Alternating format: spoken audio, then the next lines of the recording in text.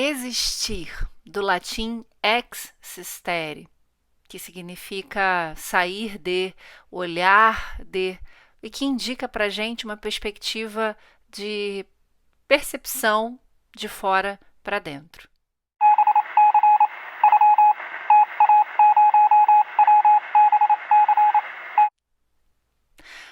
Vocês já imaginaram o que seria, de repente, estar vivendo num determinado ambiente, numa determinada cidade, tendo determinados costumes muito bem estabelecidos e que prosperaram durante um certo tempo e que, de repente, você percebe que aquele modelo de vida, aquele estilo de vida, aquilo que você fez durante tanto tempo, seus pais fizeram, seus avós fizeram, não funciona mais, não está dando mais certo e que talvez seja interessante dar uma revisada nesse modo de ser?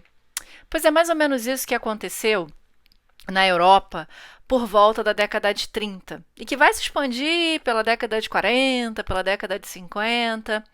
Esse incômodo é uma referência que a gente pode ter ao chamado existencialismo.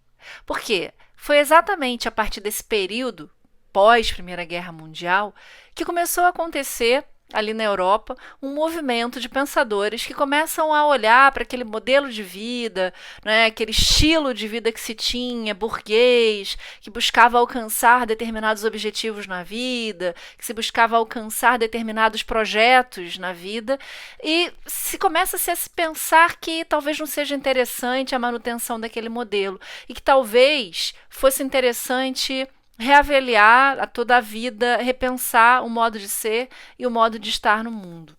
Foi exatamente assim que os filósofos ditos existencialistas começaram então a sua movimentação de revisão sobre a própria condição humana.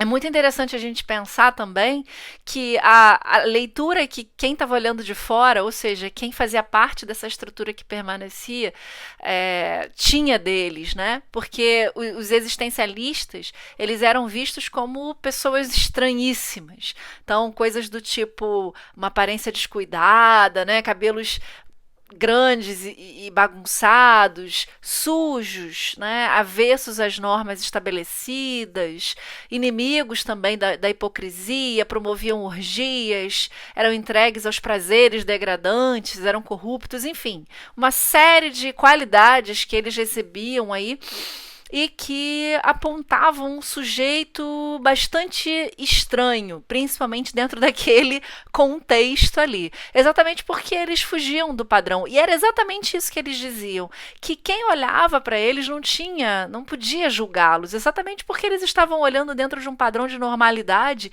que determinava o que era certo, o que podia ser feito e que, obviamente, dessa perspectiva, eles pareceriam alguma coisa muito pior, muito inferior, né?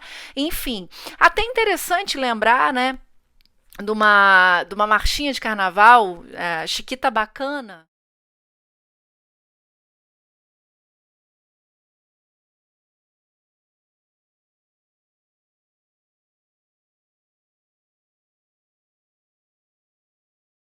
E aí tem um trechinho dessa marchinha que diz assim: a Chiquita Bacana, aquela que só aceitava cobrir-se com uma casca de banana nanica, pois tratava-se de uma existencialista com toda a razão. Só faz o que manda o seu coração. Veja só, essa marchinha é até interessante para a gente entender, afinal de contas, onde, né, onde, o que esses sujeitos estavam fazendo, ou o que eles estavam pensando e por que eles estavam incomodando tanto.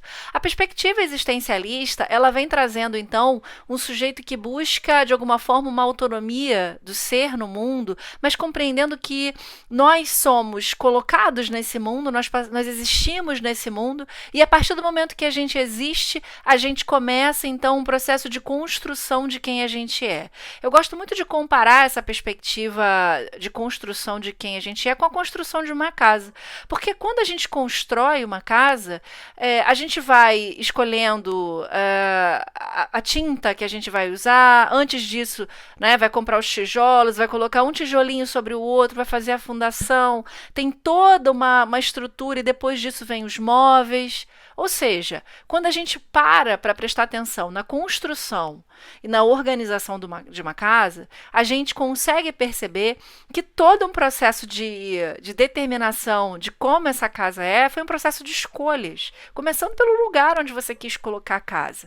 Para os existencialistas, a gente é mais ou menos dessa forma também. A gente é mais ou menos não, a gente é dessa forma. A gente vai escolhendo o que nos funda, o que nos determina, quem nós somos, afinal de contas.